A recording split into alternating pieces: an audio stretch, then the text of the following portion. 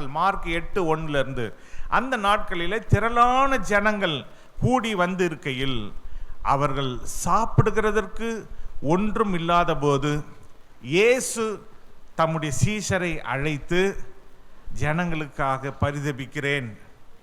இவர்கள் இப்பொழுது என்னிடத்தில் தங்கியிருந்த 3 நாளாய் சாப்பிட ஒன்றுமில்லாது இருக்கிறார்கள்.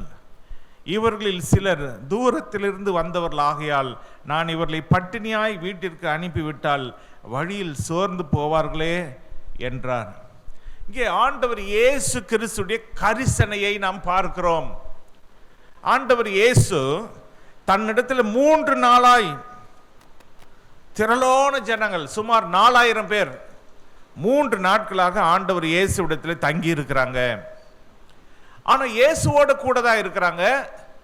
ஆனா சாப்பிடுகிறதுக்கு ஒன்றும் இல்லாம இருக்கிறாங்க. இதை தான் நாம் கவனிக்க வேண்டும். நம்ம எல்லாரும் என்ன நினைக்கிறோம்? இயேசுவோடு கூட இருந்தா நமக்கு எல்லாம் கிடைச்சிரும்.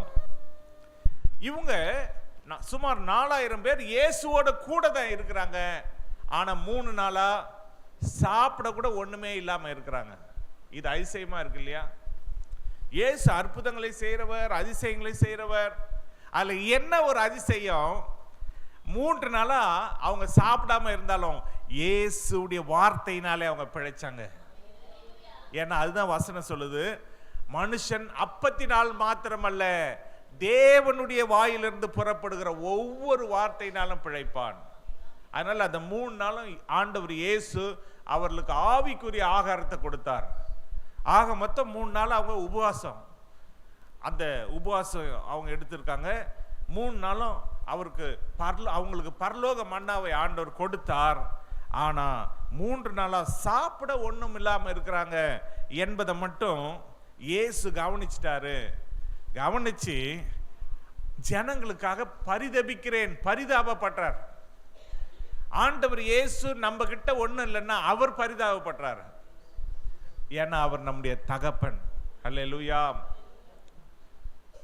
பிள்ளைகளுக்காக பெற்றோர் பரிதாபப்படுவாங்க. ஐயோ அந்த பிள்ளைக்கு என்ன வேணும், ஏது வேணும், அந்த பிள்ளை கஷ்டப்படக்கூடாது அப்படின்னு பிள்ளைகளுக்காக பெற்றோர் பரிதாபிப்பாங்க. அது போல நம்முடைய தகப்பனாகி இயேசு அவங்க ஒன்றும் இல்லாம இருக்கிறாங்களே, சாப்பிட 3 நாளா ஒன்றும் இல்லாம இருக்கிறாங்களே அப்படின்னு அந்த ஜனங்களுக்காக நான் பரிதபிக்கிறேன் அப்படின்னு சொல்றாரு. அது மட்டும் இல்ல, அவர் சொல்றாரு அவங்கள அப்படியே ஒன்றும் இல்லாம அனுப்பிச்சிட்டா, பசியா அனுப்பிச்சிட்டா அவங்க வழியில என்ன பண்ணுவாங்க? சோர்ந்து போயிடுவாங்க. அதை பத்தியும் கவலைப்பட்டாரு. அப்ப பாருங்க, இப்போ இருக்கிற நிலை என்ன நிலை? பசியார், அதாவது ஒன்றும் இல்லாம இருக்கிறாங்க. அப்ப இப்பவே ஒரு அற்புதம் நடக்கணும். அங்க ஆண்டவர் ஒரு அற்புதத்தை செய்ய ஆயத்தமானார். அதே போல இப்ப அற்புதம் செய்யலன்னா வழியிலே சோர்ந்து போவாங்க, ஃபியூச்சர்ல கஷ்டப்படுவாங்க. அப்ப ஆண்டவர் தற்காலத்தையும் பார்க்கிறாரு, வருங்காலத்தையும் பார்க்கிறாரு. நம்ம ஒவ்வொருத்தருடைய நிகழ்காலம், இப்போ என்ன சிச்சுவேஷன்ல நம்ம இருக்கிறோம், ஒன்றும் இல்லாம இருக்கிறோமா, நமக்காக பரிதபிக்கிறார். ஆண்டவர் இயேசு பரிதபிக்கிறார். உங்களுக்கு ஒரு பிள்ளை இல்லாம இருக்குதா, ஆண்டவர் இயேசு உங்களுக்காக பரிதபிக்கிறார். உங்களுக்கு இன்னும் திருமணம் ஆகலையா, ஆண்டவர் இயேசு உங்களுக்காக பரிதபிக்கிறார். நீங்க இன்னும் நல்லா படிக்கலையா, ஆண்டவர் இயேசு உங்களுக்காக பரிதபிக்கிறார். அப்படின்னா ஒரு அற்புதத்தை கண்டிப்பாக செய்வார். ஏன்னா நீங்க இயேசப்பாவோட கூட மட்டும் இருந்தா போதும், அவர் பார்த்து கொள்வார். இவங்க ஆண்டவர் இயேசுவோட கூட இருந்தாங்க. அதனால அவங்களுக்கு ஒன்றும் இல்லை என்பதை இவர் அறிந்திருந்தார். அதனால வழியிலே சோர்ந்து போவாங்க என்பதையும் அறிந்திருந்தார். அது போலதான் நம்முடைய வாழ்க்கை நன்றாய் அறிந்தவர் நம்முடைய ஆண்டவராகிய இயேசு கிறிஸ்து. நம்ம கிட்ட என்ன இருக்கு, இப்படி இதன் தேவையை சந்திக்கலைன்னா இவங்க சோர்ந்து போயிடுவாங்க, வருங்காலத்தில் சோர்ந்து போயிடுவாங்க அப்படின்னு நினைச்சுதான் ஆண்டவர் நமக்கு அற்புதத்தை செய்ய ஆயத்தமா இருக்கிறார். அங்க என்ன நடந்தது கேட்கிறாரு. இவங்களுக்காக நான் பரிதபிக்கிறேன், இவங்க வழியிலே சோர்ந்து போயிடுவாங்க, இவங்க 3 நாளா ஒன்னும் இல்லாம இருக்காங்க, அதனால உங்ககிட்ட என்ன இருக்குன்னு கேட்டா அவங்க சொல்றாங்க, ஒரு 7 அப்பங்கள் இருக்கு, சில சிறிய மீன்கள் இருக்கு. உடனே அதை வாங்கி அதை ஆசீர்வதிச்சு ஜனங்களுக்கு கொடுத்தாரு. அதே போல அந்த சிறு மீன்களையும், அந்த சிறு மீன்கள் சிலவற்றை அவர்கிட்ட கொடுத்தாங்க, அதையும் ஆசீர்வதிச்சு கொடுத்தாரு. 4000 பேர் திருப்தியா சாப்பிட்டாங்க. மிச்சம் 7 கூட நிறைய எடுத்தாங்க. அல்லேலூயா. நம்முடைய ஆண்டவர் நம்முடைய தேவையை சந்திச்சு மிச்சம் கூட எடுக்கிறதுக்கு தேவன் உதவி செய்வார். அதனால சோர்ந்தே போகாதீங்க. இந்த ஆண்டில, இந்த ஆண்டினுடைய தொடக்க இந்த மாசத்துல தேவன் மீதி எடுக்க நமக்கு உதவி செய்வார். அப்படி தேவன் நம்முடைய தேவைகளை சந்திப்பார். ஜனங்களுக்காக பரிதபிக்கிற ஆண்டவர் இயேசு, நமக்காக பரிதபிக்கிற ஆண்டவர் இயேசு. அவரோடு கூட மட்டும் நம்ம இருப்பதற்கு, நாம் எப்பொழுதும் இயேசுவோடு இருப்பதற்கு நாம் ஆயத்தமா இருக்க வேண்டும். அடுத்தது இன்னொரு சம்பவம், லூக்கா 9ஆம் அதிகாரம், அங்கே 37 42 வசனம் வரைக்கும். இங்க என்ன நடக்குது? அங்க ஜனங்கள் எல்லாரும் திரளாய் ஆண்டவர் இயேசு கிட்ட வரும்பொழுது, அங்கே ஒரு தகப்பன் ஆண்டவர் இயேசு இடத்துல வருகிறான். வந்து ஆண்டவர் இயேசுவை பார்த்து சொல்ற, ஒரு ஆவி. ஏன்னா அந்த தகப்பனுக்கு ஒரே குமாரன், அந்த ஒரே குமாரனை அசுத்த ஆவி பிடித்து விட்டது. அவன் இளைஞனா இருக்கிறான். அப்ப இயேசு அப்பா கிட்ட வந்து சொல்றான், ஒரு ஆவி அவனை பிடிக்குது. அப்பொழுது அலறுகிறான். அது அவனை நுரை தள்ள அலகழித்து அவனை கசக்கின பின்பும் அவனை விட்டு நீங்குவது அரிதா இருக்கிறதுன்னு நிலைமைய சொல்றான். அப்ப ஆண்டவர் இயேசு கிட்ட வந்துட்டான், தன்னுடைய பிள்ளையை அழைத்து கொண்டு வந்துட்டான். வந்து நிலைமைய சொல்றான். என்ன நிலைமை? ஒரு ஆவி அவனை பிடிக்குது. அந்த ஆவி அவனை பிடிக்கும் பொழுது அவன் அலறான். அலறது மட்டுமல்ல, நுரை தள்ளி அலகழித்து அவனை பிறகு தாவி கசக்குகிறது. கசக்கின பின்பும் அது அவனை விட்டு நீங்காமல் இருக்கிறது என்ற அந்த தன்னுடைய நிலைமையை, தன்னுடைய பிள்ளையினுடைய பரிதாபமான நிலைமையை ஆண்டவர் இயேசுவிடத்தில் வந்து சொல்லுகிறான். இன்னைக்கு ஒவ்வொரு பெற்றோருடைய நிலைமையையும் இயேசு அறிந்திருக்கிறார். உங்களுக்காக ஒரு அற்புதத்தை செய்து உங்களுடைய பிள்ளைகளை அவரால் வாழ வைக்க முடியும். இந்த தகப்பனுடைய கஷ்டத்தை இயேசு பார்க்கிறார். அது மட்டுமல்ல, இயேசுவிடத்தில் ஒரு கம்ப்ளைண்ட் வைக்கிறாங்க. அந்த தகப்பன் ஒரு கம்ப்ளைண்ட் பண்றாரு. அதை 40 வசனத்தில், அதை துரத்தி விடும்படி உம்முடைய சீஷரை வேண்டிக் கொண்டேன், அவர்களால் கூடாமற் போயிற்று என்றான். ஆண்டவர்கிட்ட போட்டு கொடுத்துட்டான். அந்த தகப்பன் என்ன போட்டு கொடுத்துட்டாருன்னா, உம்முடைய சீஷரிடத்துல வந்தேன் இதை துரத்துறதுக்காக, ஆனா அவங்களால என்ன ஆச்சு? கூடாமல் போயிடுச்சு. ஆண்டவர் இயேசு கிட்ட வந்துட்டா கூடாத காரியம் ஒன்றுமே இல்லை. மனுஷரால் கூடாததுதான், ஆனா தேவனால் எல்லாம் கூடும். சீஷரால கூடாதது, ஊழியக்காரங்களால கூடாதது, ஆனா நீங்க இயேசு கிட்ட தான் வந்திருக்கிறீங்க. எங்களால கூட கூடாதது இயேசுவால கூடும். அதனால நீங்க கவலையே படாதீங்க. நீங்க வேஸ்டா இந்த இடத்துக்கு வரல, ஆலயத்துக்கு வரல. நீங்க ஊழியக்காரால முடியும்னு நினைச்சு நீங்க வந்திருப்பீங்க. ஒருவேளை எங்களால கூட முடியாத காரியத்தை இயேசு நிச்சயமா முடித்து காரியத்தை நிச்சயமாய் வழி நடத்துவார். இந்த தகப்பன் சொல்லிட்டாரு, உங்களுடைய சீஷரால கூட முடியாம போயிருச்சு. உடனே ஆண்டவர் இயேசு அவங்கள கடிந்து கொள்றாரு. அவங்கள பக்கம் இயேசு பிரதித்திரமாக, விசுவாசம் இல்லாத மாறுபாடான சந்ததியே, எது வரைக்கும் நான் உங்களோடு இருந்து உங்களிடத்தில் பொறுமையாயிருப்பேன்? உன் மகனை இங்கு கொண்டு வா என்றார். அவன் சமீபத்து வருகையில் பிசாசு அவனை கீழே தள்ளி, ஆண்டவர் இயேசு கூட தான் அவன் இருக்கிறான், ஆனாலும் பிசாசு என்ன செஞ்சது? அவனை அழைத்து கொண்டு வந்த உடனே பிசாசு அவனை கீழே தள்ளி அலகழித்தது. இயேசு அந்த அசுத்தாவை அதட்டி இளைஞனை குணமாக்கி அவன் தகப்பனிடத்தில் அவனை ஒப்பு கொடுத்தார். அல்லேலூயா. இயேசு கிட்ட வந்தாலும் பிரச்சனை இருக்கதான் செய்யும். ஆனா அந்த பிரச்சனையை நீக்குகிறவர் தான் ஆண்டவர் இயேசு கிறிஸ்து. இயேசு கிட்ட வந்த உடனே பிரச்சனை இருக்காதுல்ல. இருக்கிற பிரச்சனை தான் நம்ம வரோம். பிரச்சனை ஆண்டவர் இயேசுடைய சமூகத்தில் வந்தாலும் இருக்கும். ஆனா இயேசு கிட்ட வந்ததுனால அந்த பிரச்சனையை அவர் அதட்டி அந்த அந்த மகனை, இந்த இளைஞனை குணமாக்கி தகப்பனிடத்திலே ஒப்பு கொடுத்தார். அது போலதான் இன்னைக்கு உங்களுடைய பிள்ளைகளுக்காக நீங்க ஆண்டவர் இயேசு கிட்ட வந்திருக்கீங்களா? அந்த பிள்ளைகளை அழகழிக்கிற அசுத்த ஆவியை ஆண்டவர் இயேசு அதட்டினது போல இயேசுவின் ஊழியக்காரனாகிய நான், இயேசுவின் பிள்ளையாகிய நான் இன்னைக்கு இயேசுவின் நாமத்தில் அதட்டுகிறேன். உங்க பிள்ளைகளுக்கு விரோதமா இருக்கிற அசுத்த ஆவியை இயேசு கிறிஸ்துவின் நாமத்தினாலே, அவருடைய இயேசு கிறிஸ்துவின் ஊழியக்காரனாகிய நான் அதட்டுகிறேன். புறப்பட்டு போ இயேசுவின் நாமத்தினால.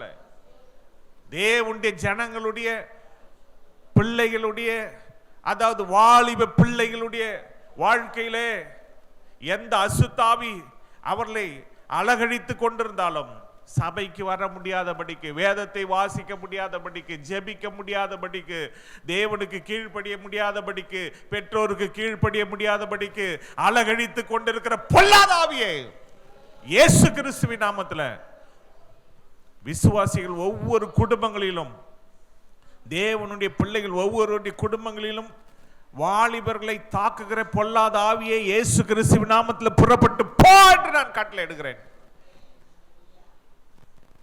இயேசு கிறிஸ்துவின் நாமத்தில் போ.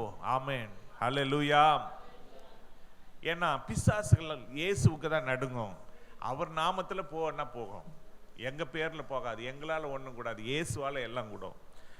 அப்ப இயேசுவின் நாமத்தில் இன்னைக்கு அற்புதம் நடக்கிறது. ஹல்லேலூயா. பிள்ளைகள் எல்லாம் அவர் சுகமாக்கி குணமாக்கி உங்க கையில திரும்ப கொடுக்கிறார். எத்தனை சந்தோஷம்! இயேசுவோடு கூட இருந்தா நம்முடைய குறைகள் எல்லாம் நீக்குகிறார். நம்முடைய குறைகளை நிறைவாக்குகிற நம்முடைய ஆண்டவராகிய இயேசு கிறிஸ்து. வேதம் சொல்லுகிறது, ஆதியாகமம் 18ஆம் அதிகாரம் 13, 14 ஆகிய வசனங்கள்ல, அப்பொழுது கர்த்தர் ஆபிரகாமை நோக்கி, சாரால் நகைத்து, நான் கிழவியா இருக்க பிள்ளை பெறுவது மெய்யோ என்று சொல்வானேன்? கர்த்தரால் ஆகாத காரியம் உண்டோ? உற்பவ கால திட்டத்தில் உன்னிடத்திற்கு திரும்ப வருவேன், அப்பொழுது சாராளுக்கு ஒரு குமாரன் இருப்பான் என்றார். ஆண்டவராகிய தேவன் ஆபிரகாமுடைய வீட்டுக்கு வந்திருக்கிறார். பிதாவாக, குமாரனாக, பரிசுத்த ஆவியாக, திரியேக தேவனாக 3 பேர் அங்க வந்திருக்கிறாங்க. ஆபிரகாம் ஓடோடி அவங்களை கவனிச்சு, ஆண்டவமாரே என் வீட்டு பக்கம் வந்திருக்கிறீங்களே, என் வீட்டு வரைக்கும் வந்திருக்கிறீங்களே, வந்து இலை பாருங்க, வந்து நீங்க கொஞ்சம் அப்பம் புசித்து நீங்க கொஞ்சம் இலை பாரிட்டு போங்க அப்படின்னு சொல்லும் பொழுது அவங்க வராங்க.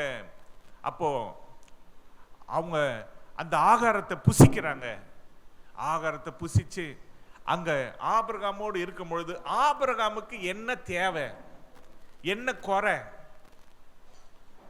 ஆபிரகாமுக்கு பணத்துக்கு குறை கிடையாது, பொருட்களுக்கு குறை கிடையாது, ஆட்களுக்கு வேலை செய்யறதுக்கு, அதாவது ஆண்கள் வேலை செய்ய இருக்காங்க, பெண்கள் வேலை செய்ய இருக்காங்க, ஊழியக்காரங்க இருக்கிறாங்க, எல்லாரும் இருக்கிறாங்க.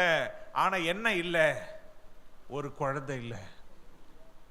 அதுதான் அந்த குறை. அப்ப தேவன் அங்க ஆபிரகாம் வீட்டுக்கு வந்த பொழுது அந்த ஆபிரகாமுக்கும் சாராளுக்கும் இருக்கிற ஒரே தேவை ஒரு பிள்ளை, ஒரு வாரிசு. உடனே அவர் சொல்றாரு, கர்த்தரால் ஆகாத காரியம் உண்டோ? ஆபிரகாமை நோக்கி சாரால் நகைத்தது, நகைத்து நான் கிழவியா இருக்க பிள்ளை பெறுவது மெய்யோ என்று சொல்வானேன்? உற்பவ கால திட்டத்தில் உன்னிடத்திற்கு திரும்ப வருவேன், அப்பொழுது சாராளுக்கு ஒரு குமாரன் இருப்பான் என்றார். எபிரேயர் 11 அழகாய் சொல்லுகிறது. எபிரேயர் 11, 11, 12 ஆகிய வசனத்துல, விசுவாசத்தினாலே சாராலும் வாக்குத்தத்தம் பண்ணினவ உண்மையுள்ளவர் என்று எண்ணி கர்ப்பந்தரிக்க பலன் அடைந்து வயது சென்றவளாயிருந்தும் பிள்ளை பெற்றாள். ஹல்லேலூயா. அதாவது அவங்க பிள்ளை பெறுவதற்கான அறிகுறியே கிடையாது. அவங்க கர்ப்பம் செத்து விட்டது. ஆனாலும் வாக்குத்தத்தம் பண்ணினவர் யார்?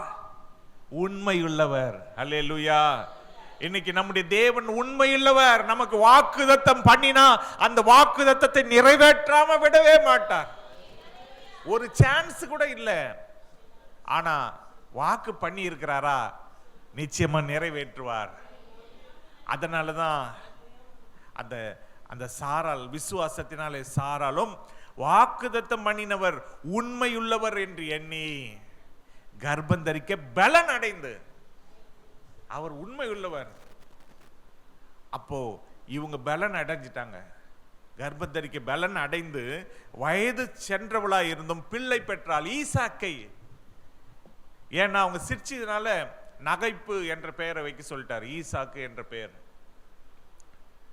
12ஆம் வசனம், ஆனபடியால் சரீரம் செத்தவன் என்று என்ன தகும் ஒருவனாலே. 100 வயசு ஆபிரகாமுக்கு. ஈசாக்கு பிறக்கும் பொழுது சரீரம் செத்தவன் என்று என்ன தகும் ஒருவனாலே வானத்தில் உள்ள பெருக்கமான நட்சத்திரங்களை போலவும் கடற்கரையில் உள்ள எண்ணிறந்த மணலை போலவும் மிகுந்த ஜனங்கள் பிறந்தார்கள். அல்லேலூயா. ஒரு சரீரம் செத்தவன், அந்த செத்து போன அந்த சரீரம் பிள்ளை பெறுவதற்கு ஒரு வாய்ப்பும் கிடையாது. 100 வயசு ஆனாலும் எண்ணத்தகும். அப்படிப்பட்ட சரீரம் செத்தவன் என்று எண்ணத்தக அந்த ஒரு மனுஷன் மூலமாக பெருக்கமான நட்சத்திரங்கள், அதே போல கடற்கரையில் உள்ள எண்ணிறந்த மணல்கள், அதை எண்ணவே முடியாது. மணல்களை சும்மா ஒரு கைப்பிடி எடுத்து உங்களால எண்ண முடியுமா? அப்ப கடற்கரையில் எவ்வளவு மணல்கள் இருக்கு, எண்ணவே முடியாது. வானத்தில் இருக்கிற நட்சத்திரங்களை எண்ண முடியுமா? எண்ணவே முடியாது. நீங்க இங்க சென்னையில் இருக்கிறதையே எண்ண முடியாது. அப்ப தமிழ்நாட்டில் எவ்வளவு இருக்கும், இந்தியா முழுக்க எவ்வளவு இருக்கும், நீங்க எங்க தேடி தேடி போய் எண்ணாலும் எண்ண முடியாது. அவ்வளோ நட்சத்திரங்கள் வானத்தில் இருக்கு. அப்படி எண்ண முடியாத மிகுந்த ஜனங்கள் பிறந்தாங்க.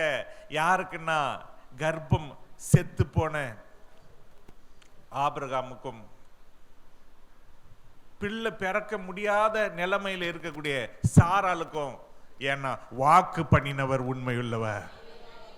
இன்னைக்கு எந்த ஒரு சூழ்நிலையிலும் இந்த அற்புதம் நடக்கவே நடக்காது அப்படி நீங்க நினைக்கிறீங்களா?